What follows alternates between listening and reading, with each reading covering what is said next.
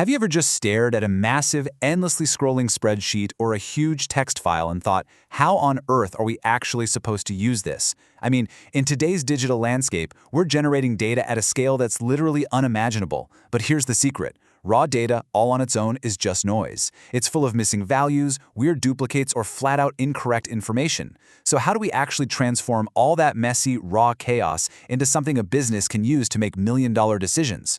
Well, welcome to this explainer. Today, we're diving into the ultimate game changer for managing, cleaning, and truly understanding data, SQL and relational databases. If you've ever been curious about how the world's top organizations maintain these perfectly structured information pipelines, you're in the exact right place. We're going to break down the architecture of databases and the language that powers the whole shebang.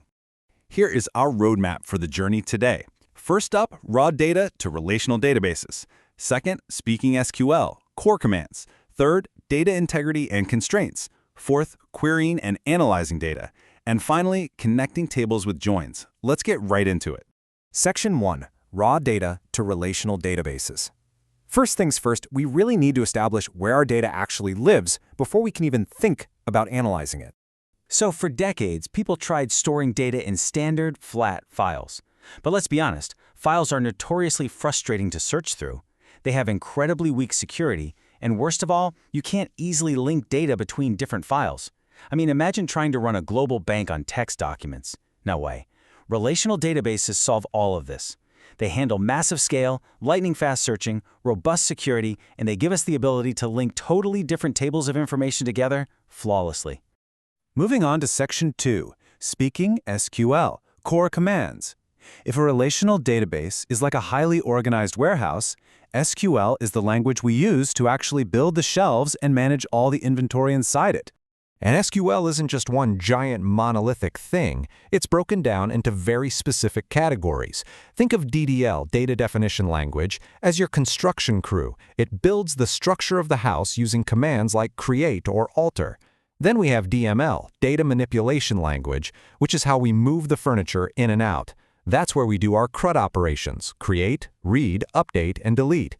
And when we just want to peek inside the house to see what's there, we use DQL, Data Query Language, specifically the select command. To picture how this works, imagine a basic student's table schema. This brilliantly shows how DDL sets up a super strict blueprint. When we build a table, we don't just loosely say, hey, give me a roll number column. We enforce strict data types. The roll number absolutely must be an integer, or int. The names have to be variable characters, or vchar, with a maximum length of 30. This rigid structure is exactly why databases don't suffer from the chaos of flat files. Everything has a defined place, for sure. Section 3. Data integrity and constraints. Because just building a structure isn't enough, right? We have to protect what goes inside, which brings us to the rules. To understand why these rules are absolutely crucial, we have to look at what happens when we ignore them: database anomalies. An anomaly is basically a nightmare scenario caused by bad design and repeating the same data over and over. For instance, an update anomaly happens when you have a student's course fee duplicated across 20 different rows. If that fee changes, you have to remember to update it 20 times. If you miss even one single row, your entire database is suddenly inconsistent and you just can't trust it. To prevent those anomalies, we use constraints. These are rules guaranteeing only valid data enters the system. And the absolute MVP here is the primary key. Think of the primary key as the ultimate bouncer at the door of your database table. It ensures that every single row is uniquely identifiable. It will never, ever allow a duplicate value. And it won't let you leave it blank, or null either. If you're an employee, your employee ID is your primary key. It guarantees you are distinctly you. Section 4. Querying and analyzing data. Okay, so with our data safely locked inside and perfectly structured, let's see how this translates to our day-to-day work using DQL.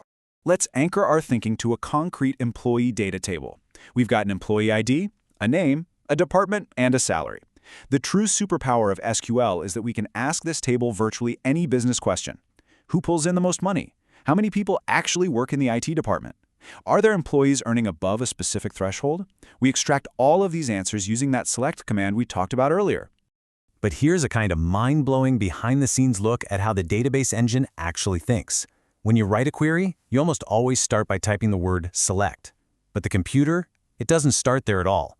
It follows a really strict execution order. First, it looks at the from clause, just to find the table.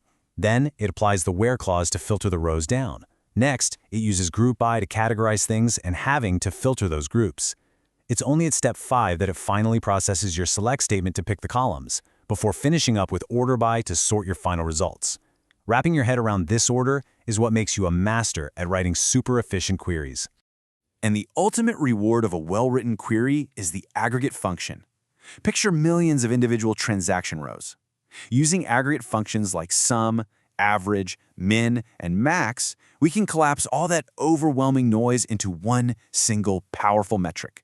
A massive e-commerce table is instantly distilled into one number on a dashboard, like $500,000 in total revenue.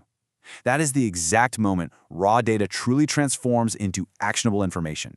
Section 5, Connecting Tables with Joins. Finally, let's explore the real magic of what a data engineer does.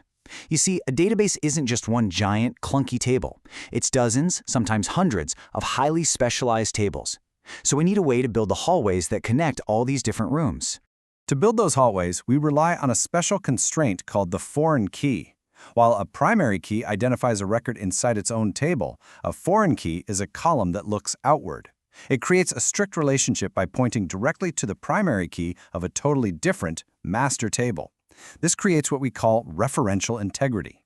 Basically, it means you can't, for example, enroll a student in a course that doesn't actually exist in the course catalog. Once we have those foreign key relationships locked in, we can use join operations to merge our data for analysis. There are a few types of joins, but the most common one, the default, is the inner join. An inner join acts like a really strict matchmaker. It only returns rows where it finds a perfect match in both tables. We also have outer joins, which are awesome because they let us keep unmatched records from either the left side or right side of the relationship. That's incredibly useful when you're trying to find, say, customers who haven't placed an order yet. Let's look at a practical example from an e-commerce setup. Imagine a customer's table with a customer ID and a name.